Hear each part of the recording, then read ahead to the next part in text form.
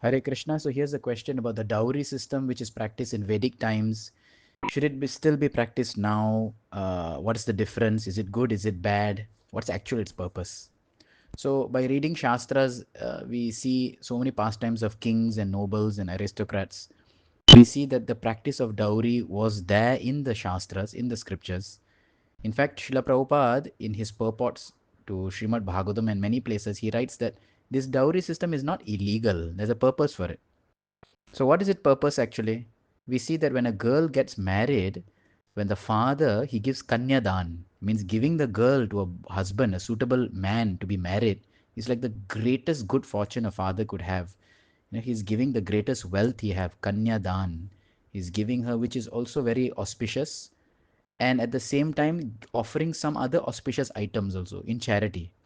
So that is this dowry. So along with the daughter, he may send according to a father's capacity, according to how much he's moved and loves his daughter. So he may give whatever possible. Sometimes in kings used to give elephants and gold and armies and whatnot, anything opulent. They used to give along with the daughter. Nowadays, dowry is practiced just with money, maybe sometime property or something like that. But at least some opulence is given with the daughter.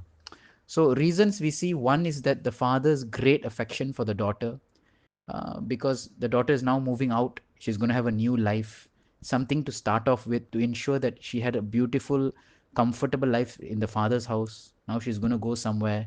So at least carry something from her house, give her some support system. So the father also sends everything to make sure the daughter is happy. And Shastra also mentions that the father who gives uh, such dowry, actually, the father gets a lot of punya. Father gets a lot of pious merits. It's very auspicious for the father. So charity is always very purifying. Charity is always very auspicious wealth and all when you pass it on.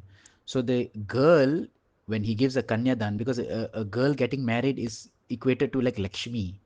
She's like the goddess of fortune. She brings so much of good fortune to the man who she's going to marry.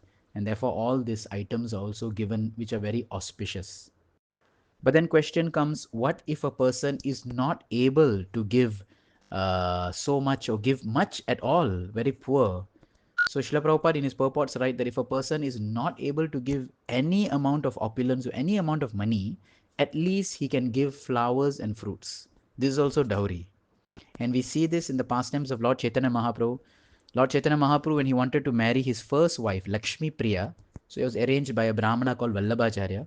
And in that, when Lord Chaitanya wanted to marry this Lakshmi Priya's father had told that I'm very poor Brahmin, I cannot give anything in dowry. But still, the culture is you should give something. So he gave 5 haritaki fruits. Now, haritaki is like one of the main medicines in Ayurveda. It's very, very famous. So it's as, precious also. So that's like giving a kind of dhan, giving a kind of opulence.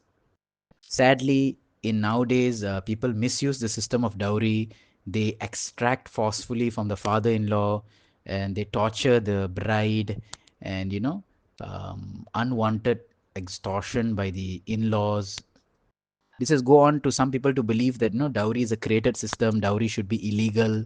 But no, actually it's a very loving, beautiful system with so much faith and trust. But because the misuse of it, it has got a bad name. So dowry system is a Vedic system indeed. It is meant for the glory of the father of the bride. It is meant for the love and the safety and the assurance of the bride and her future family. It is an exchange and honor. It's like a dan, a charity that is being done so that the girl and her future family is very happy. But there is no compulsion that one has to give only gold or house or land.